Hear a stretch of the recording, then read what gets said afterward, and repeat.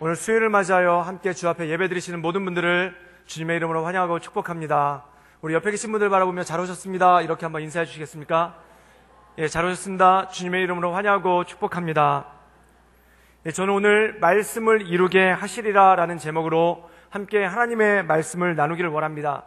제가 신학대학원에 입학을 했었을 때 학교에 입학하고 난 다음에 얼마 있지 않아서 우리 교회에서 나눠주는 요람과 같은 것을 나누어줍니다. 그 요람에 보면은 교수님들 얼굴과 사진과 그 다음에 연락처가 나와 있고, 그리고 또 넘겨보면은 1학년부터 3학년까지 이 학생들 얼굴과 연락처가 나와 있는 그런 사진 수첩을 나누어 주죠. 근데 이 학생들이 있는 데는 중요한 게 있는데, 출신 학교가 어디인지, 즉 학교가 어디고 다니는 교회가 어딘지 그런 것을 표시하는 곳이 있습니다. 그래서 내가 대학교를 어디 나왔는가, 그것에 대한 배경을 갖다 쭉 있는데, 우리나라 여러 대학을 나온 그런 학생들이 모여서 이 신학대학원에 입학을 했죠. 근데 제가 거기를 보다가 굉장히 특별한 대학을 나온 학생을 하나 봤습니다. 그 학생이 어느 학교를 나왔냐면은 김일성 종합대학을 나온 학생이 저희 학교에 입학을 한 거예요. 그래서 깜짝 놀라서 봤는데, 나중에 알아보니까 그분이 저희 동문이라서 함께 공부를 했는데, 이분이 그 김일성 종합대학을 나오고 정확하게 과가 뭐냐면 김일성 종합대학 군사학과를 나오셔서, 우리나라로 치면 육군사관학교죠. 그래서 그 대저까지 거기서 복무를 하면서 일반 사병으로서 일반 전투부대에서 복무를 한 게 아니라 이 국가보위성이라는, 우리나라로 치면은 안기부 국가정보원에 해당되는 거기서 근무를 하신 그런 분입니다. 그러니까 출신 선분도 그렇고, 이분이 가지고 있는 그 주체상의 사상에 대한 확신도 그렇고, 또한 김일성에게 얼마나 충성을 다하는 그러한 집안이고 그 배경을 가진 사람이면은 학교도 거기를 나오고 또한 국가보위성이라는 그런 곳에서 일을 하겠습니까? 그리고 우리나라 국가정보원도 이 권한이라는 것이 굉장히 막강한데, 이 북한의 국가보위성은 엄청난 권한을 가지고 있죠. 그래서 사람을 죽이고 살리는 것은 아무것도 아니라 할 만큼 엄청난 권한을 가지고 있는데, 이분이 거기서 또 뭘 담당했냐면 종교 쪽을 담당을 했습니다. 그래서 종교 쪽을 담당해서 특별히 기독교에 대해서 이 숨어있는 크리스찬들을 색출해서 잡아서 수용소에 보내는 그런 일을 이분이 담당을 하고 있는데, 이분이 한 것 중에 하나가 뭐냐면 성경이 보이는 대로 그것을 압수를 해가지고 소각하는 그 일도 그 부서에서 같이 담당을 했다고 합니다. 그래서 이분 부서에 보면은 압수한 성경이 산더미처럼 쌓여 있고, 그것이 하루가 채 지나지 않아서 모두 소각로에 들어가서 소각이 되는데, 어느 날 이 성경을 태우기 전에 그 쌓여있는 성경을 보다가 호기심이 들어가지고 그 성경을 읽어봤다는 겁니다. 그래서 이분이 창세기부터 성경을 읽다가 창세기 6장에 노아 홍수가 나오길래 그냥 기가 막혀가지고, 무슨 이런 기독교인들은 거짓말을 믿으면서 신앙생활하는가, 그래서 성경을 집어 던졌다고 그래요. 그런데 그 다음날 아침에 출근을 했는데 이 성경이 마치 자기를 부르는 것 같더라는 겁니다. 그래서 성경이 자꾸 자기를 부르는 것 같아서 이 마음 가운데 갈등이 있어서 또 성경을 펴서 읽었는데, 그날은 성경을 좀 더 오래 읽은 거예요. 그래서 창세기 38장까지 읽었는데, 이 창세기 38장에 보면은 유다와 다말의 이야기가 나오지 않습니까? 그래서 그걸 읽다가 성경을 집어던지면서 이 성경은 막장 드라마고 아주 지저분하게 짝이 없다고, 어떻게 며느리와 시아버지 간의 부적절한 관계에 대해서 이렇게 적나라하게 써놓을 수가 있는가, 기독교인들은 막장이라고, 그러면서 그 성경을 또 집어던졌다는 거예요. 근데 그 다음날 와보니까 그 성경이 또 자기를 부르는 것 같아가지고 견딜 수가 없어서 앉아서 성경을 읽다가 또 집어던졌다가 또 그 다음날 와서 성경을 읽다가 또 집어던졌다가, 그래서 이분이 어디까지 성경을 읽었냐면은 사도행전 9장, 구약을 다 읽고 사도행전 9장에 갔는데, 거기서 뭘 봤냐면은 다메섹 도상에서 이 바울이 그리스도인들을 잡으려고 다메섹으로 가다가 그 길가에서 예수님을 만나고 눈이 멀어서 쓰러지는 그 장면을 보다가 거기서 이분이 쓰러진 거예요. 그래서 그분이 깨어나고 난 다음에 이 바울이 나로구나, 내가 여태까지 이 바울처럼 살았구나, 내가 여태까지 이 신념을 가지고 살았는데 이게 잘못된 것이었고, 이 성경을 읽게 하신 분이 하나님이시고 지금 하나님이 이 바울을 통해서 나를 부르시는구나. 그래서 이분이 몰래 성경을 읽은 거예요. 근데 이분이 몰래 성경을 읽다가 나중에 이게 발각될 위기에 가니까 이 북한을 탈출을 했죠. 그래서 북한에 탈출을 해가지고 중국의 시골 마을로 숨어 들어서 거기서 닭장에서 이 닭똥을 치우는 일을 하면서 중국 시골 마을에서 그렇게 숨어서 살면서 이분이 거기서 뭘 하나 접했냐면은 극동방송 라디오 설교를 접하게 된 겁니다. 그래서 그 극동방송을 듣다가 그동안 몰랐던 성경에 궁금한 것들이 이 설교방송을 듣다가 마음 가운데 깨달아지기 시작하고, 그래서 이분이 마음 가운데 결심을 굳힌 게 내가 한국으로 가야 되겠다. 그래서 이 극동방송에 편지를 썼다고 합니다. 내가 이런저런 사람인데 이렇게 저렇게 해서 지금 중국 시골 농가에 숨어 있는데 한국에 가고 싶습니다 라고 극동방송에 편지를 썼더니 이 극동방송에서 그걸 갖다가 안기부에다 넘긴 거예요. 그래서 이 국정원에서 그걸 조사를 해본 다음에 이 사람은 진짜다. 그래서 사람들을 보내가지고 이분을 비밀리에 우리나라에 데려오게 됐다고 합니다. 그래서 이분이 그 국가보위성에 있었기 때문에 나라에 굉장히 많이 도움이 됐겠죠. 그래서 나라에서 당신이 원하는 것을 우리가 할 수 있도록 해주겠다라고 얘기를 하니까 이분이 한 게 뭐냐면 신학대학원을 가고 싶습니다. 그래서 그분이 거기서 신학대학원 그 공부를 같이 해가지고 시험을 봐서 이 신학대학원에 들어와서 저희와 함께 공부를 하게 된 겁니다. 근데 이분이 누가 가서 전도를 한 것도 아니고 또한 누가 가서 예수님 믿으라고 얘기한 것도 아닌데 이분이 순전히 하나님을 만나고 이 예수님을 구주로 영접한 것이 뭐냐면 성경을 채 완독도 하지 않고 사도행전까지 읽다가 그 수차례 집어던지고 다시 읽고 수차례 집어던지고 다시 읽고를 반복하다가 그 마음 가운데 주체사상이라는 견고한 진이 여리고성 무너지듯이 와르르 무너지고 하나님의 말씀을 듣고 그 말씀이 가장 최고로구나. 그래서 이분이 하는 사업 중에 하나가 그 영락교회에서 사역을 하시고 지금은 그 북한을 대상으로 하는 선교단체에 거기서 섬기시면서 탈북민들과 또한 북한에 성경을 보내고 또한 북한에 있는 기독교인들을 위해서 기도하고 그들을 돕는 방안을 모색하는 그러한 사역을 지금도 굉장히 활발하게 하고 계신 그러한 분이 계십니다. 근데 제가 그분의 간증을 들으면서 깜짝 놀란 게 뭐냐면 도대체 이 성경이 뭐길래 사람의 마음을 이렇게 움직이고 그리고 성경이 뭐길래 진짜 일평생 그 주체사상에 물들어 있고 또한 그 주체사상을 통해서 인생의 부귀 영화와 막강한 권력을 누렸던 사람이 그것을 하루아침에 집어던지고 이 말씀을 전하는데 전념을 다하겠느냐는 것입니다. 사랑하는 여러분, 성경에 대해서 히브리서 4장 12절은 이렇게 말씀하고 있습니다. 하나님의 말씀은 살아있고 활력이 있어 좌우의 날선 어떤 검보다도 예리하다는 겁니다. 하나님의 말씀은 이 책이라는 속에 활자로 들어있는 죽은 말씀이 아니라 살아있는 말씀이라는 겁니다. 즉 하나님께서 자신을 이 성경을 통해서 계시하시고 그리고 자신을 이 성경 66권을 통해서 드러내셨다는 겁니다. 그래서 우리가 이 성경을 읽을 때 그리고 이 성경을 묵상할 때 그리고 성경을 마음에 새길 때 살아서 역사하신 하나님을 알 수가 있다는 것이죠.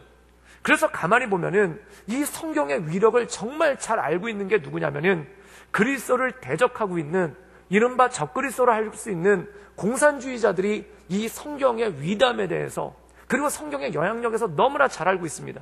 그래서 공산주의로 물든 나라거나 또한 공산주의 혁명이 일어난 나라들이 제일 먼저 하는 것 중에 하나가 뭐냐면 성경을 모아서 불태우는 것부터 가장 먼저 하게 되는 것을 보게 됩니다.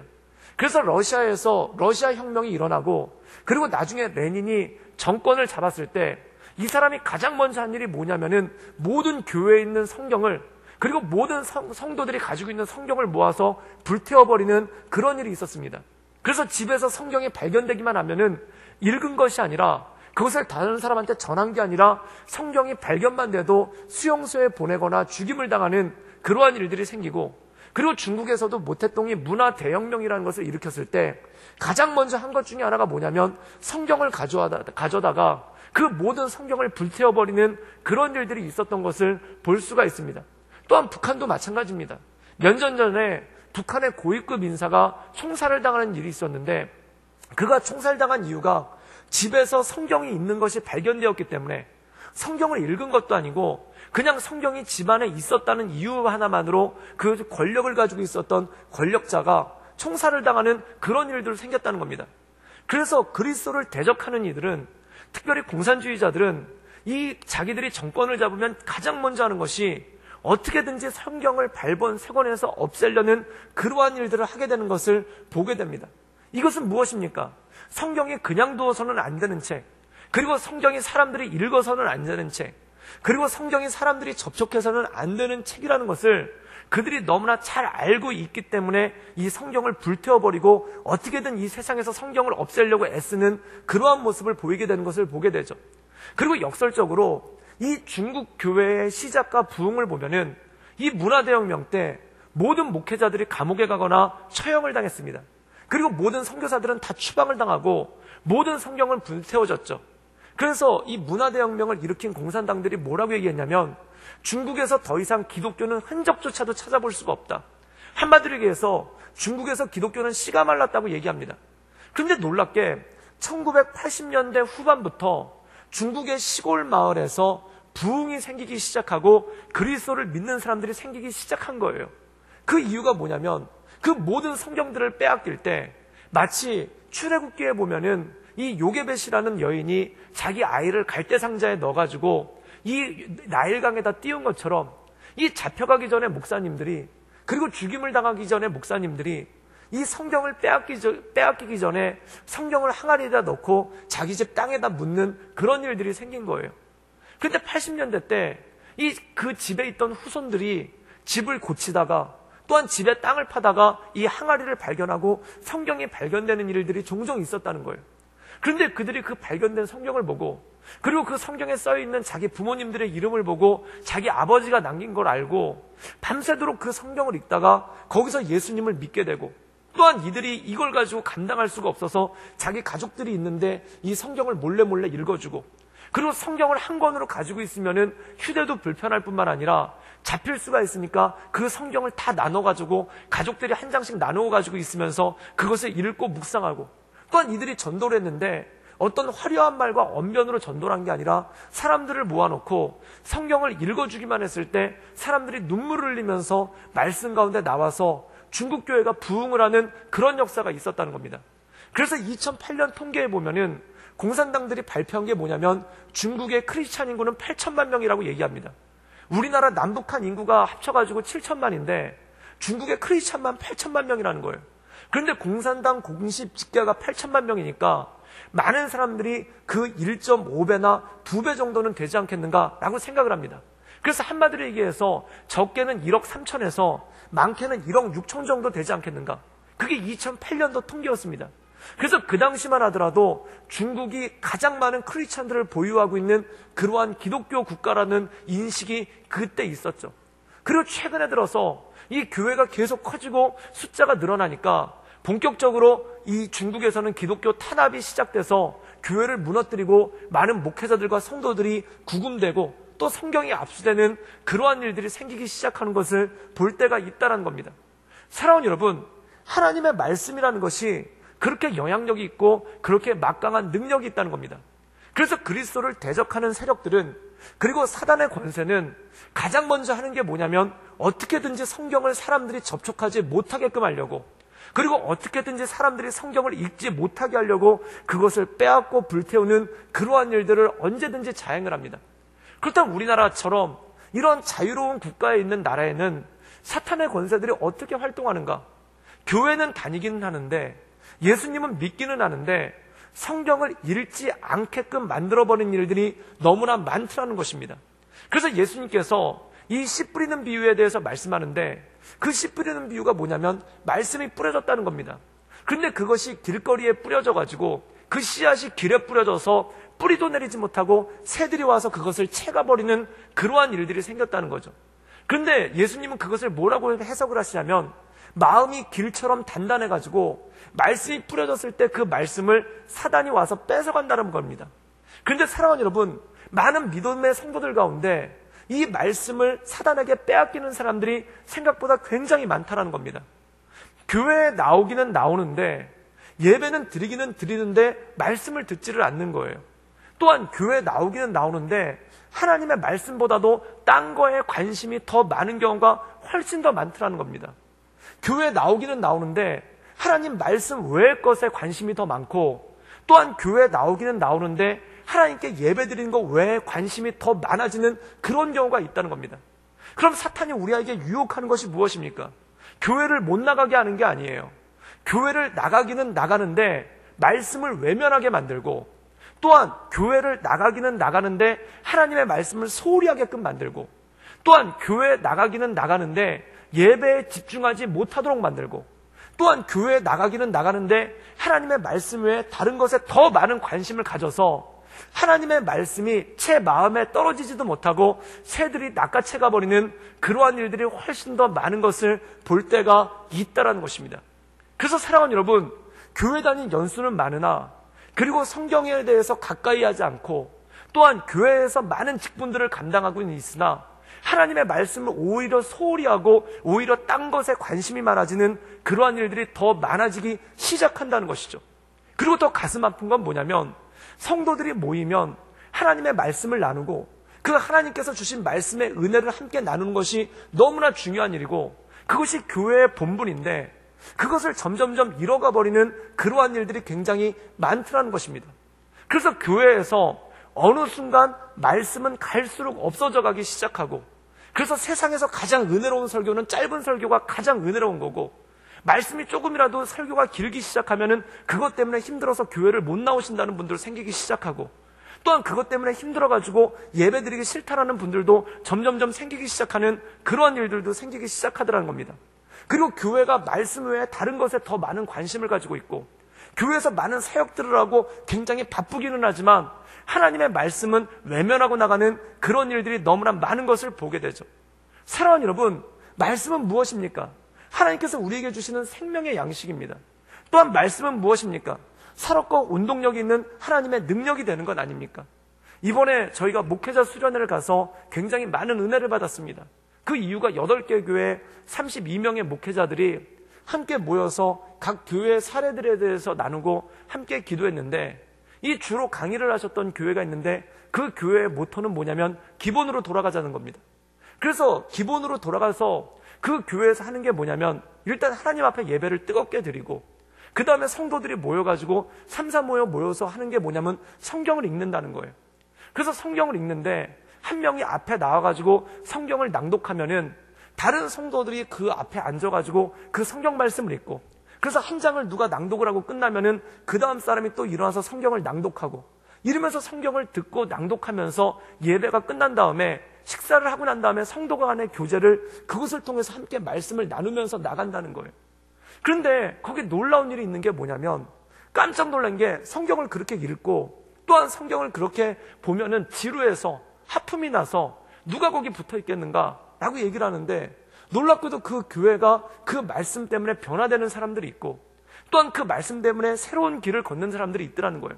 그래서 그 교회 목회자 중에 한 분이 간증을 하는데, 말씀을 읽는데 어떤 일이 생겼냐면은 마치 느헤미야서에 학사 에스라가 성전을 봉헌하고 또한 성전을 완공하고 난 다음에 그 성전들에 온 백성들이 모이지 않습니까? 그 온 백성들이 모였을 때 학사 에스라가 일어나서 토라, 즉 모세 오경을 갖다가 사람들한테 일주일 동안 한 장 한 장 읽어주기를 시작을 하는 거예요. 그때 백성들이 어땠냐면은 모두가 울면서 애곡하며 가슴을 치고 회개하고 하나님의 말씀이 그들 마음 가운데 살아있는 활력 있는 좌우의 날성검처럼 그들의 마음을 찔르고 또한 그들의 환부를 도려내면서 그들이 회개하며 하나님께 엎드린 거예요. 그런데 그 교회에서 느헤미야에서 나타나고 있는 그러한 사건이 생겼더라는 겁니다. 그런데 더 놀라운 건 뭐냐면은 어느 교회나 교회를 개척하면은 신천지나 이단 종파들이 잠입을 하죠. 그런데 이 신천지나 이단 종파들이 거기 잠입해가지고 그 말씀을 읽다가 성경을 다 읽고 난 다음에 이들이 회개를 했다는 거예요. 그러면서 이들이 그 자기 가족들을 데려오고 자기한테 속해 있는 사람들을 오히려 그 교회 역으로 데려와가지고 말씀을 듣게끔 하고 말씀을 한껏 읽고 회개를 한다는 거예요. 사랑하는 여러분, 사람이 왜 이단에 빠집니까? 저는 참 기가 막힌 게, 그리고 목회자로서 회개해야 되는 게, 이 신천지가 85년도부터 나타나기 시작했는데 약 15년 동안 교회가 성경이 있다는 것도, 이 신천지라는 단체가 있다는 것도 모르고 당해왔습니다. 그리고 저는 지금도 믿어 의심치 않는 게, 이 신천지와 비슷하게 이름도 모르는데 활동하는 이단들이 분명히 있을 거예요. 그리고 언젠가 그 이름이 드러나겠죠. 그런데 약 15년 동안 이 사람들이 교회에서 활동했는데 놀랍게도 그들이 교회를 미혹하고 성도들을 미혹시킨 무기가 뭐냐면 성경이었어요. 그런데 성경 공부를 가지고 무료 성경 공부라고 얘기해서 2달 코스, 6개월 코스, 2년 코스로 사람들을 미혹하는데, 성도들이 말씀에 대한 지식이 얼마나 없으면 이단 종파가 성경을 가지고 와서 성경을 미혹의 도구로 쓰고 성경을 사람들을 실족시키는 도구로 썼겠습니까? 그렇다면 신천지나 이 이단 종파 사람들이 말씀을 다 하는 게 아니에요. 그게 뭐냐면 자기들이 교리를 세워놓고 한마디로 얘기해서 자기들 교주를 갖다가 보혜사라고 설정을 해놓은 다음에 그것에 맞춰가지고 하나님의 말씀을 다 끼워 맞춰버린 거예요. 그래서 그 끼워 맞힌 그 말씀을 가지고 사람들한테 얘기하는데, 교회에서 성도들이 얼마나 말씀에 대한 분별력이 없으면, 그리고 얼마나 말씀에 대한 지식이 없으면 그 끼워 맞힌 말씀에 미혹돼가지고 교회를 떠나고 그곳에 가는 그러한 일들이 생기겠습니까? 사랑하는 여러분, 이단 종파는 절대 말씀에 탁월하지 않습니다. 자기들이 가지고 있는 이론에 끼워 맞추기만 할 뿐입니다. 그런데 그 신천지 사람들이 자기들은 일부 말씀만 알고 있었는데 이 성경을 전체로 읽고 이 성경 전체를 모든 성도들이 함께 읽다 보니까 그 성경 말씀이 살아서 운동력이 있어서 마음을 찌르기 시작하는 거예요. 그리고 성경을 읽다 보니까, 이 성경을 전체적으로 읽다 보니까 자기들이 따르던 교주가 진짜 보혜사가 아니로구나, 내가 여태까지 헛된 꿈을 꾸고 있었구나, 그것을 깨닫고 그 안에 오게 된다는 겁니다. 많은 분들이 새신자가 교회에 정착할 때 봉사를 시키면 정착한다고 생각을 하십니다. 또한 많은 사람들이 교회 새신자가 왔었을 때 어느 부서에 들어가서 사람들을 사귀게 하면은 교회에 정착한다고 얘기합니다. 물론 그것도 맞습니다. 틀리지 않습니다. 인간적인 유대관계가 얼마나 중요하겠습니까? 그런데 성경은, 교회는 그것만으로 끝나는 게 아니라 가장 중요한 게 뭐냐면 하나님과의 친밀감이라는 겁니다. 즉 하나님을 사랑하는 것, 하나님의 깊은 사랑 가운데 거한다는 겁니다. 그건 어디서 비롯되는가? 하나님의 말씀을 읽고 묵상하고 그것을 마음에 새길 때 그것이 생기기 시작한다는 것이죠. 그런데 하나님의 말씀 없이 봉사에 뛰어들고, 또한 하나님의 말씀 없이 성도 간의 교제에 뛰어들고, 말씀에 대한 교제 없이 어떤 사역들을 감당하다 보니까 하나님과의 교제는 없고 인간의 것들만 남아있다 보니까 서로 아프고 상처받고 힘드는 그러한 일들만 생길 수밖에 없다라는 것이죠. 사랑하는 여러분, 저는 우리 교회가, 그리고 더 나아가 우리 조국의 모든 교회가 하나님의 말씀에 집중할 수 있기를 주님의 이름으로 축원합니다.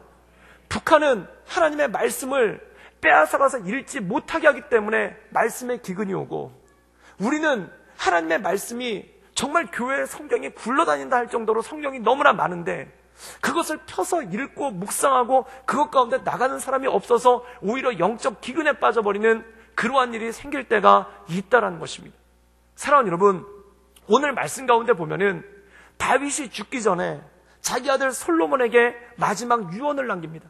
사랑하는 여러분, 아버지가 죽기 전에 아들한테 유언을 남긴다면, 그리고 그냥 일반 아버지와 일반 아들이 아니라 한 나라의 왕으로서 그 왕위를 물려주는 자기 다음 왕자에게 이 나라를 물려주고, 또한 자기 왕위를 물려주고, 또한 사랑하는 자기 아들을 이 땅에 남긴다면은 얼마나 하고 싶은 얘기가 많고 얼마나 남겨줄 게 많겠습니까? 그런데 오늘 말씀 가운데 보면은 놀라운 것이 있습니다. 그것이 무엇인가? 바로 하나님의 말씀을 너는 지켜 행하라 라고 말씀하고 있는 장면이 오늘 말씀 가운데 나온다는 것이죠. 사랑하는 여러분, 저는 우리 모든 성도들이 하나님의 말씀이 우리 삶 가운데, 그리고 우리 마음 가운데, 우리의 지식 가운데 가득 찰 뿐만 아니라 이것을 우리 다음 세대에게, 그리고 우리 자녀에게 남겨주는 그러한 믿음의 사람들로 나갈 수 있기를 주님의 이름으로 축원합니다. 우리 함께 열왕기상 2장 2절에서 3절까지의 말씀을 읽도록 하겠습니다. 우리 다 같이 읽겠습니다. 시작. 내가 이제 세상 모든 사람이 가는 길로 가게 되었노니 너는 힘써 대장부가 되고 내 하나님 여호와의 명령을 지켜 그 길을 행하여 그 법과 계명과 율례와 증거를 모세의 율법에 기록된 대로 지키라. 그러면 내가 무엇을 하든지 어디로 가든지 형통할지라. 오늘 말씀 가운데 보면은 2절 말씀에 보면은 다윗이 이렇게 고백을 합니다. 내가 이제 세상 모든 사람이 가는 길로 가게 되었노니, 즉 내가 죽게 되었다는 겁니다. 이제 내가 이 세상에서의 삶을 끝내고 하나님 나라로 부름을 받는다는 겁니다. 그러면 그 하나님 나라로 부름받기 전에, 그리고 모든 가족들을 떠나고 이 땅에서의 삶을 끝내기 전에 그가 자기 아들에게, 그리고 왕위를 물려주는 자기 다음 후계자에게 이렇게 권면합니다. 너는 힘써 대장부가 되라는 겁니다. 그러고 나서 이렇게 말씀합니다. 힘써 대장부가 되려면 어떻게 해야 되는가? 3절에 보면 이렇게 말씀하겠습니다. 내 하나님 여호와의 명령을 지켜 그 길로 행하며 그 법률과 계명과 율례와 증거를 모세의 율법이 기록된 대로 지키라. 그러면 어떻게 되는가? 내가 무엇을 하든지 어디로 가든지 형통할지라. 내가 너에게 대장부가 되는 것, 즉 형통한 삶을 사는 것, 그리고 네가 이제 왕으로서 많은 선택을 해야 되고, 네가 왕으로서 많은 것들을 책임져야 되고, 또한 네가 왕으로서 이 나라를 통치해야 될 텐데 그것을 감당할 수 있는 비밀을 내가 너에게 알려주겠다. 그럼 이 아버지가, 그리고 이 선대 왕이 자기 후계자, 그리고 자기 아들한테 남겨준 그 형통의 비결은 무엇인가? 이렇게 말씀하고 있다는 거예요. 여호와의 명령을 지켜 그 길로 행하라는 겁니다. 그리고 하나님의 말씀을 붙잡고 나가라는 것입니다. 사랑하는 여러분, 이 당시 솔로몬이 왕이 됐을 때 그의 나이 20세였습니다. 젊은 왕이죠. 그리고 더 말해서 어린 왕이죠. 그렇다면 이 솔로몬이 젊기 때문에, 이 솔로몬이 초보자기 때문에, 그리고 아직 배워야 될 게 많기 때문에 하나님의 말씀을 묵상하라고 하는 것이 아닌가라고 생각하시는 분들도 있습니다. 그런데 더 놀라운 게 있는 거예요. 우리 여호수아 1장 7절에서 8절까지의 말씀을 읽도록 하겠습니다. 우리 함께 자막을 통해 읽도록 하겠습니다. 다 같이 읽겠습니다. 시작. 오직 강하고 극히 담대하여 나의 종 모세가 내게 명령한 그 율법을 다 지켜 행하고 우로나 좌로나 치우치지 말라. 그리하면 어디로 가든지 형통하리니 이 율법책을 내 입에서 떠나지 말게 하며 주야로 그것을 묵상하여 그 안에 기록된 대로 다 지켜 행하라. 그리하면 내 길이 평탄하게 될 것이며 내가 형통하리라. 오늘 말씀 가운데 보면은 여호수아가 이스라엘의 지도자가 됐을 때 하나님께서 그에게 하신 말씀입니다. 그런데 놀랍게도 하나님께서 여호수아에게 하신 말씀과 그리고 다윗이 자기 아들에게 한 말이 거의 일치하는 거예요. 그 일치하는 게 무엇입니까? 그게 뭐냐면 하나님의 말씀을 다 지켜 행하라는 거예요. 그럼 어떻게 되는가? 어디로 가든지 형통하게 될 거라는 거예요. 지금 내가 너에게 형통의 비밀을 알려주겠다. 또한 네 삶이 풀리는 길을 알려주겠다. 그리고 네가 지도자로서 이 이스라엘 백성들을 바르게 인도하는 방법을 알려주겠다. 그것이 무엇인가?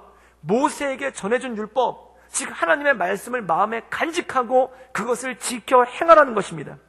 그럼 그 말씀을 간직하는 방법이 무엇인가? 8절에 보면 이렇게 말씀하고 있는 거예요. 이 율법책을 내 입에서 떠나지 말게 하며 주야로 그것을 묵상하라는 겁니다. 즉 앉으나 서나 자나깨나 하나님의 말씀을 읽고 그 말씀을 마음에 새기고 그리고 그 말씀을 다른 이들에게 가르치고 또한 이 말씀을 가까이 하고 말씀을 사랑하며 말씀 가운데 거하라는 것입니다. 사랑하는 여러분, 이 당시 이 여호수아의 나이가 얼마였냐면은 78세였습니다. 78세면은 결코 적은 나이가 아닙니다. 그리고 이 78년 동안 그는 광야에서 40년 동안 모세를 따라다니면서 그리고 장군으로서 이스라엘 지도자로서 수많은 전쟁을 겪어냈고 또한 모세를 따라다니면서 수없이 많은 경험을 해왔습니다. 또한 그가 하나님의 기적도 보았고 또한 백성들이 하나님의 말씀을 지키지 않아 저주를 받는 것도 보았고 또한 여러 가지 전쟁에서 승리하기도 하고 광야에서 하나님께서 성막을 세우고 많은 것들을 경험한 사람입니다. 사랑하는 여러분, 이스라엘 민족 중에 이 사람만큼 경험이 많은 사람이 어디 있습니까? 또한 이 사람만큼 연륜이 풍부한 사람 어디 있습니까? 또한 이 사람만큼 이스라엘 민족에 대해서 모르는 것이 없는 사람 어디 있습니까? 그리고 이 사람은 더 특별한 게 뭐냐면은 이 이스라엘 민족, 남자만 이 당시 요단강을 건너기 전에 60만 명이 넘었는데 그 60만 명의 남자들 중에 가나안을 정탐해본, 가나안 땅을 밟아본 유일한 2명 중에 1명이 바로 여호수아 아닙니까? 즉 여호수아는 이스라엘 백성 중에 가장 경험이 많고 또한 이스라엘 민족 중에 가장 지식이 많고 또한 이스라엘 민족 중에 하나님 앞에서 가장 많은 일들을 수행해왔던 그러한 지도자입니다. 그런데 이런 사람 앞에서, 이렇게 노련한 사람 앞에서, 이렇게 경험 많은 사람 앞에서, 그리고 이렇게 연륜이 가득한 사람 앞에서 하나님께서 하시는 말씀이 무엇인가? 이것이 기본이다. 이것이 가장 중요한 길이다. 형통의 비결이 무엇인가? 너의 경험도 아니고 너의 연륜도 아니고 너의 지혜도 아니고 너의 지식도 아니고 무엇이 너의 형통의 비결인가? 하나님의 말씀을 네 마음 가운데 새기고 하나님의 말씀을 묵상하라는 것입니다. 사랑하는 여러분, 이 하나님의 말씀을 믿을 수 있기를 주님의 이름으로 축원합니다. 많은 그리스도인들이 넘어지는 이유가 무엇인가? 이 말씀을 알기는 아는데 흘려들어요. 이 말씀을 알기는 아는데 마음에 심각하게 받아들이질 않는 거예요. 지금 하나님께서 요단강을 건너기 전에 여호수아에게 형통의 길에 대해서, 인생이 풀리는 비결에 대해서, 그 비밀에 대해서 알려주고 있지 않습니까? 너는 하나님의 말씀을 묵상하고 그 말씀을 마음에 새기라는 것입니다. 그리고 20대 이제 갓 사회생활을 하는, 20대 이제 세상을 향해서 막 나가는 그 젊은 솔로몬에게 그 아버지 다윗이 인생의 유산으로서 형통의 비결을 알려주고 있는 거예요. 그 형통의 비결이 무엇인가? 너는 여호와의 말씀을 지켜 행하라 라고 말씀하고 있습니다. 사랑하는 여러분, 저는 이 말씀이 저와 여러분의 삶이 되고 인생이 되고 인생의 모토가 될 수 있기를 주님의 이름으로 축원합니다. 여호수아는 이 말씀 하나 붙잡았기 때문에 여리고 전쟁과 가나안 전쟁을 승리로 이끌어낼 수 있었던 거예요. 또한 이 솔로몬은 그 말씀, 너는 하나님의 말씀을 붙잡고 나가라, 하나님의 말씀을 지켜 행하라, 그러면 내가 어디로 가든지 무엇을 하든지 형통하리라, 그 말씀을 붙잡았기 때문에 그가 왕으로서 수많은 정적들이 있었고 왕으로서 수많은 위기들이 있었음에도 불구하고 가장 지혜로운 왕으로서 이스라엘의 황금기를 이끌어 나가는 왕으로서 살 수가 있었더라는 것입니다. 사랑하는 여러분, 이 말씀을 믿고 이 말씀을 붙잡고 이 말씀 가운데 굳건하게 살아갈 수 있기를 주님의 이름으로 축원합니다. 이것이 하나님께서 우리에게 누누이 세대를 초월해서 남녀노소 빈부 귀천을 막론하고 하나님께서 우리에게 주시는 말씀이라는 겁니다. 사랑하는 여러분, 또 우리가 너무나 잘 아는 말씀이 있습니다. 시편 1편입니다. 이 시편 1편은 어렸을 때부터 암송도 하고 또한 어렸을 때부터 듣기도 하고 또한 수십 번 또한 수백 번 설교를 듣는 것이 이 시편 말씀입니다. 이 시편 1편 말씀은 어떻게 시작하나요? 복 있는 사람은 이라고 시작합니다. 복 있는 사람은 어떤 사람인가? 여호와의 말씀을 즐거워하여 그 율법을 주야로 묵상하는 자로다. 하나님의 말씀을 즐거워하고, 이 즐거워하는 게 단지 좋아하는 걸로만 끝나는 게 아니라 밤낮으로 그 말씀을 읽고 마음에 새기고 묵상하는 자라는 거예요. 이게 복 있는 사람이고 이 사람이 의인이라는 겁니다. 그럼 복 없는 사람은 어떤 사람입니까? 정말 세상 표현대로 지지리도 복 없는 사람은 어떤 사람입니까? 또한 악인은 누구입니까? 뭔가 이상한 짓을 하는 사람이 아니라, 뭔가 나쁜 짓을 하는 사람이 아니라 그 기본, 그 뿌리가 무엇인가? 하나님의 말씀을 묵상하지 않는 사람. 그럼 하나님의 말씀을 묵상하지 않고 뭘 따르는가? 사람의 꾀를 따르는다는 거예요. 사람을 주목한다는 거예요. 악인의 길을 주목하고 오만한 자의 자리를 주목하고 죄인의 길에 주목을 해서 사람의 꾀에 주목하고 다른 사람이 어떻게 하나를 갖다가 곰곰이 보고, 많은 사람들이 그렇게 하면 우르르 따라가고 저 사람도 저렇게 하면 우르르 따라가는 그런 사람을 따라가고 사람의 꾀를 따라가는 그러한 삶 가운데 사는 사람이 어떤 사람인가? 말 그대로 지질이 복도 없는 사람, 그리고 악인, 그리고 그 결과가 무엇인가? 바람에 나는 겨와 같이 흔들리는 삶을 산다는 거예요. 그런데 하나님의 말씀을 주야로 묵상하는 사람들은 어떻게 되는가? 시냇가에 심은 나무와 같이 그 잎이 무성하고 때에 따라 열매를 맺히게 된다는 것입니다. 사랑하는 여러분, 저는 저와 여러분이 이 말씀을 가슴에 새길 수 있기를 주님의 이름으로 축원합니다. 즉, 이 세상을 살아가는 데 있어서, 이 세상을 걸어나가는 데 있어서 가장 중요한 게 뭐냐면 말씀이 답이라는 거예요. 하나님께서 이 어려운 세상, 이 힘든 세상, 이 벅찬 세상 가운데 답을 주셨는데 그 답이 뭐냐면 바로 성경이라는 거예요. 그 성경을 읽고 그 성경을 묵상하고 그 성경을 마음에 새기며 나갈 때 하나님의 놀라운 기적의 역사가, 우리의 삶을 형통케 하는 역사가, 무엇을 하든지 어디로 가든지 하나님의 인도하신 가운데 온전하게 나가는 역사가 우리의 삶 가운데 이루어진다는 것이죠. 사랑하는 여러분, 그런데 이 성경이 손에 잡혀 있는데, 이 성경이 내 품에 있는데, 이 성경을 내가 가지고 있는데 이것을 안 읽는다면 이것이 무슨 소용이 있겠습니까? 아무리 맛있는 밥이 그 앞에 있어도 숟갈로 떠먹어야 내 것이 되는 것이지, 아무리 맛있는 음식이 내 앞에 펼쳐져 있어도 그것을 먹어야 내 것이 되는 것이지, 입으로 씹고 이빨로 씹고 그 다음에 위로 넘기고 소화시켜서 그게 내 몸에 영양소가 돼야 내 것이 되는 것이지, 눈앞에 많이 가지고만 있다고 창고에 쌓아만 놓다고 바라만 보고 있다면 그것이 어떻게 내 것이 될 수 있겠습니까? 사랑하는 여러분, 말씀을 묵상한다는 뜻은 뭐냐면 어금니를 씹는다는 뜻이에요. 음식을 먹을 때 꼭꼭 씹어 먹는다는 것입니다. 그래서 주님께서는 본인을 뭐라고 말씀하셨냐면 생명의 양식이라고 말씀하고 있습니다. 그리고 그 생명의 양식인 예수님이 누구십니까? 말씀이 태초에 계셨으니 그 말씀은 하나님과 함께 하셨고, 그리고 그 모든 것들을 증거하는 것이 바로 우리에게 주신 성경 아닙니까? 사랑하는 여러분, 하나님의 말씀은 양식입니다. 우리의 영혼을 세우는 양식입니다. 그런데 사랑하는 여러분, 양식을 먹지 않아 보십시오. 밥을 먹지 않아 보십시오. 그럼 며칠이나 버티겠습니까? 얼마나 버티겠습니까? 제가 참 교회 사역을 하면서 여러 교회를 섬겼는데 그때 가슴 가운데 생기고 저도 한때 착각을 했던 것 중에 하나가 이거예요. 그게 뭐냐면 성경을 배우는 거는 주일학교 학생들이나 하는 거고, 또한 성경을 배우는 거는 교회 처음 나온 초신자들이 하는 거고, 교회 오래 다닌 사람은 성경을 배울 필요가 없다는 거예요. 또한 성경을 읽을 필요도 없다는 거예요. 그럼 뭐 하는가? 교회에서 봉사하고 사역만 하면 된다는 거예요. 그리고 직분만 받으면 된다는 거예요. 사랑하는 여러분, 그런데 중요한 게 있습니다. 어린아이만 밥을 먹는 게 아니라 그 어린아이한테 밥을 해주는 엄마도 밥을 먹어요. 만약에 엄마가 애들한테 밥 해준다고 바빠가지고 본인이 밥을 안 먹는다면 그 엄마가 얼마나 버틸 수 있겠습니까? 사랑하는 여러분, 애들한테 밥을 해주기 위해서 엄마도 밥을 먹어야 되는 거예요.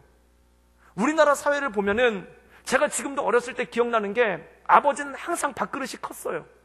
그리고 아버지는 계란 후라이가 오더라도 아버지한테 먼저 가고 생선이 가더라도 그 생선이 아버지한테 갔어요. 그러면 아버지가 그 생선 가운데 토막이나 계란을 갖다가 이렇게 하사품 내리듯이 애들한테 밀어놓죠. 그러면 그걸 갖다 받아 먹으려고 하면 엄마한테 혼납니다. 아버지가 드셔야 되는 거예요. 아버지가 밥도 제일 많이 드셔야 되고 아버지가 제일 좋은 거 드셔야 돼요. 그 이유가 뭘까요? 우리나라 아버지들은 힘들게 일해야만 했어요. 우리나라가 농경민족인데 우리나라 농토가 만만한 땅이 아니에요. 5cm만 파도 우리나라 땅은 다 화강암 덩어리라서 돌밭도 우리나라 땅 같은 돌밭이 없습니다. 그래서 밭을 간다고 그러잖아요. 소를 끌고 가가지고 밭을 갈면 돌이 엄청나게 튀어나옵니다. 그 돌을 쌓으면 돌담을 하나 쌓을 정도예요. 그 돌을 일궈내는 일을 해야 되기 때문에 우리나라에서는 아버지가 없으면, 남자가 없으면, 아들이 없으면 농사를 지을 수가 없는 구조예요. 그러니까 왜 아버지한테 밥을 많이 주는가? 아버지가 쓰러지면, 아버지가 넘어지면 우리나라 농토 환경에서는 그 가족들이 농사를 지을 수가 없어요. 그래서 아버지가 건강해야 되는 거예요. 왜 아버지가 건강해야 되는가? 아버지가 건강해서 밭을 갈고 농사를 지을 수가 있어야 가족들이 먹고 살기 때문에 그렇다는 겁니다. 사랑하는 여러분, 그래서 아버지가 다른 가족들보다 더 많이 먹어야 되고 아버지가 다른 가족들보다 더 많은 영양분을 섭취해야 되는 거예요. 그것과 마찬가지입니다. 교회 리더들이 있습니다. 교회 아버지들이 있습니다. 교회에서 많은 사역들을 감당하고 교회를 돌보는 리더들이 있습니다. 그런데 성경 공부하는 것은, 말씀 공부하는 것은, 성경을 읽는 것은 초보자들이나 하는 것이고, 그리고 주일학교 학생들이나 하는 것이고, 새신자들만 하는 것이지, 교회 오래 다닌 연륜이 있는 분들은 성경을 안 배워도 괜찮고 안 읽어도 괜찮고 이미 옛날에 다 읽었던 거고 옛날에 다 한번 봤던 거고 그리고 어느 정도는 다 알고 있기 때문에, 그리고 옛날에 시험도 보고 주일학교 다닐 때 성경 암송대회도 나가서 1등도 하고 노회에서 하는 성경고사에도 가가지고 입상한 적이 있기 때문에 나는 더 이상 성경을 안 읽어도 된다, 또한 성경을 나는 더 이상 가까이 하지 않아도 된다라고 하는 건 뭐냐면 아버지가 밥만 먹고 나가서 밭을 가려는 것과 똑같다라는 겁니다. 아버지가 영양분이 충분한 밥을 먹지 않고 나가가지고 밭을 가려는 것과 똑같다는 거예요. 그럼 어떻게 됩니까? 쓰러진다는 거예요. 아버지가 쓰러지면 어떻게 됩니까? 그 집안은 망하는 거예요. 마찬가지라는 겁니다. 교회 리더들이, 교회 직분자들이, 또한 교회에서 주의 사역을 감당하는 사람들이 그 일을 감당하는 것만큼, 그 모든 일들을 하는 것만큼, 또한 마치 어머니가 자녀들에게 밥을 해주기 위해 본인도 밥을 먹어야 되는 것처럼, 그리고 아버지가 밭을 갈아서 저 자식을 먹여 살리고 가족을 돌보기 위해서 누구보다도 더 많은 밥을, 누구보다도 더 영양가 있는 밥을 먹어야 되는 것처럼 교회 리더들과 직분자들 그리고 목회자들이 하나님의 말씀을 읽고 이 말씀에 파묻히고 이 말씀 가운데 거해야 된다는 것입니다. 저는 특별히 저와 우리 모든 교회 중직자들이 항존직들이 하나님의 말씀의 바다에 깊이 빠지기를 주님의 이름으로 축원합니다. 그래야 교회가 삽니다. 그래야 주일학교 애들이 살고, 그래야 중고등부가 살고, 그래야 청년부가 살고, 그래야 교회 새롭게 오는 새신자들이, 새가족이 살아날 수가 있다라는 거예요. 아버지가 밥을 안 먹는데, 어머니가 밥을 안 먹는데, 아버지가 어떻게 밭을 갈 수 있고 어머니가 어떻게 자녀들을 위해서 양식을 준비해 줄 수가 있습니까? 본인도 힘든 거예요. 본인도 쓰러지겠는 거예요. 본인도 다리가 후들후들 떨리는 거예요. 사랑하는 여러분, 이 생명의 양식인 말씀, 성경을 읽는 것은 공부하는 게 아닙니다. 성경을 읽는 건 공부하는 게 아니라 밥을 먹는 겁니다. 성경을 읽는 것은 무슨 공자왈 맹자왈 하는 것이 아니라, 어떤 지식을 습득하는 게 아니라 밥을 먹는 겁니다. 어떻게 밥 안 먹고 모든 일을 감당할 수 있겠습니까? 어떻게 밥 안 먹고 살아나갈 수 있겠습니까? 어떻게 밥 안 먹고 가장 노릇을 할 수 있겠습니까? 어떻게 밥 안 먹고 엄마 노릇을 할 수 있겠습니까? 어떻게 밥 안 먹고 가정을 책임질 수 있겠습니까? 어떻게 밥 안 먹고 자녀들을 키워낼 수 있겠습니까? 그것과 마찬가지라는 거예요. 사랑하는 여러분, 이 다윗의 유언은 이것과 똑같습니다. 너 밥 많이 먹어야 된다. 육신의 밥이 아니라, 육신의 밥뿐만 아니라 영혼의 밥. 많은 성도님들이 저를 걱정하셔서 밥 좀 먹으라고 말씀하십니다. 저는 거기다 하나 더 붙여서 말씀해 주셨으면 좋겠어요. 영적인 밥도 많이 드세요. 저한테 이렇게 말씀해 주십시오. 목사님 식사하셨어요? 이것과 더불어 이렇게도 물어보시죠. 목사님 성경을 읽으셨어요? 그럼 제가 찔려가지고 안 읽었는데, 내가 돼지같이 밥만 먹었지 성경은 안 읽었구나.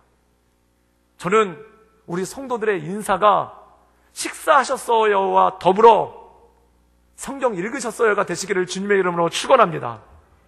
그러면 밥 안 먹었다고 하면 걱정하세요. 목사님 밥 안 드셔서 어떡하세요? 근데 성경 안 읽어도 똑같은 걱정이 있을 수 있기를 주님의 이름으로 축원합니다. 성경 안 읽으셔서 어떡하세요? 목사님 성경 안 읽으셔서 우리 교회 어떻게 감당하시려고? 목사님 성경 안 읽고 그 힘든 밭일 어떻게 하시려고? 목사님 성경 안 읽고 그 많은 하나님의 일들, 성도들을 어떻게 먹여 살리시려고? 그것과 똑같다는 겁니다. 사랑하는 여러분, 오늘 저녁 식사하셨습니까? 예, 식사도 못하시고 주님의 말씀을 사모하는 마음으로 오신 분들 주님의 이름으로 축원합니다. 근데 저는 오늘 또 이 한 가지 질문 드리고 싶습니다. 오늘 성경은 읽으셨습니까? 오늘 갑자기 숙연해 주시는군요. 오늘 하나님의 말씀 묵상하셨습니까? 오늘 하나님 말씀 읽으면서 내게 주신 은혜 때문에 눈물 흘리고, 내게 주신 그 말씀 때문에 성경에 밑줄 치시고, 내게 주신 말씀 때문에 노트에 적고, 내게 주신 말씀 때문에 이 말씀은 외워야지, 이 말씀은 기억해야지, 내게 주신 말씀 때문에 종이 쪽지에다가 말씀을 새겨가지고 벽에다 붙이고, 또한 말씀을 읽다가 우리 아이가 이 말씀을 읽고 힘냈으면 좋겠다라고 해서 아이한테 그 말씀을 문자로 보내주기도 하고, 또한 가족들끼리 여보 내가 오늘 말씀을 읽었는데, 여보 내가 오늘 하나님의 말씀을 읽었는데 하나님이 나에게 이런 은혜를 주셨어. 그리고 나눠보셨습니까? 사랑하는 여러분, 그게 가정을 살리고, 그게 나라를 살리고, 그게 교회를 살린다는 것입니다. 저는 우리 교회에 말씀의 홍수가 나기를 주님의 이름으로 축원합니다. 그래서 말씀이 충만한 교회, 하나님의 말씀 때문에 부요한 교회, 하나님의 말씀 때문에 나눔이 풍성한 교회. 집사님 내가 오늘 이런 말씀을 읽었는데, 집사님 내가 아침에 이런 말씀을 읽었는데 이 말씀이 너무 좋아서, 하나님이 나에게 이런 말씀을 해주셔서, 내가 염려하고 있었는데 염려하지 말라고 말씀해 주셔서, 내가 두려워하고 있었는데 두려워하지 말라고 말씀해 주셔서 그 말씀 때문에 새 힘을 얻었어요. 그리고 더 나아가서 아무개야 걱정하지 말아라. 마치 다윗과 같이 너는 걱정하지 말아라. 너는 대장부가 되거라. 세상은 험하지만 세상은 만만치가 않지만 너는 대장부가 되거라. 너는 걱정하지 말아라. 그리고 하나님의 말씀을 내가 너에게 주니 하나님의 말씀을 너는 읽고 이것을 지켜서 행하라. 그럼 네가 어디 회사를 가든지, 어떤 직업을 받든지, 어떤 사람들을 만나든지 너는 형통할 거야. 이 믿음의 고백. 어떤 부모님들은 자녀들이 성경을 읽으면 이렇게 말씀하시기도 해요. 그거 읽는다고 밥이 나오냐 떡이 나오냐, 영어 단어 하나라도 더 배워라. 사랑하는 여러분, 그러지 않기를 주님의 이름으로 축원합니다. 영어 단어는 미국 가면은 필요하고 미국 안 가면 필요가 없어요. 근데 하나님의 말씀은 내 인생에 숨이 붙어있는 한 필요한 거예요. 그것으로 나가고 그것 가운데 서가는 거예요. 사랑하는 여러분, 하나님의 말씀으로 굳건하게 살아가는 교회, 하나님의 말씀으로 굳건하게 살아가는 성도, 그리고 그 말씀이 우리 인생 가운데 메시지가 되고, 그 말씀이 우리 인생 가운데 삶이 되고, 그 말씀이 우리 인생 가운데 능력이 되어서 하나님 말씀 가운데 굳건하게 서는, 저는 우리 구덕교회가, 그리고 우리 구덕교회 모든 성도들의 삶이, 그리고 우리 구덕교회 모든 성도들의 가정이 되기를 주님의 이름으로 축원합니다. 함께 기도하시겠습니다. 우리 함께 기도할 때, 함께 기도하며 나가기 원하는 것은, 주님, 내가 곰곰이 생각해보니 말씀에 굶주린 것 같습니다. 내가 곰곰이 생각해보니 하나님의 말씀을 소홀히 했습니다. 내가 곰곰이 생각해보니 신앙생활을 한다면서, 또한 내가 곰곰이 생각해보니 교회 직분을 감당한다면서 하나님의 말씀보다는 딴 것에 더 관심이 많았던 것을 보게 됩니다. 딴 데 한눈 팔았던 것을 보게 됩니다. 북한에서는 공산당들이 성경을 불태워서 못 읽고, 이곳 자유 대한민국에서는 성경이 말 그대로 굴러다니고 있지만 그걸 열어보기가 싫어서 말씀에 빈곤해지고 헛된 것만 가득 찰 때가 있음을 보게 됩니다. 하나님, 내가 주께 엎드리며 기도하며 나가오니 성의꿀보다 더 단 말씀, 하나님의 말씀을 즐거워하여 그 말씀을 주여로 묵상하는 능력, 그것이 내 삶 가운데 있게 하여 주시옵소서. 그래, 이 말씀을 먹고 이 말씀 가운데 서고 이 말씀 가운데 내가 담대함을 얻게 하셔서 내가 이 말씀을 지키고 말씀 가운데 나갈 때 어디로 가든지 무엇을 하든지 형통케 하시는 하나님의 은혜를 내 삶 가운데 경험하게 하여 주시옵소서. 우리 다 같이 간절한 마음으로 하나님께 기도하며 나아가겠습니다. 함께 기도하시겠습니다.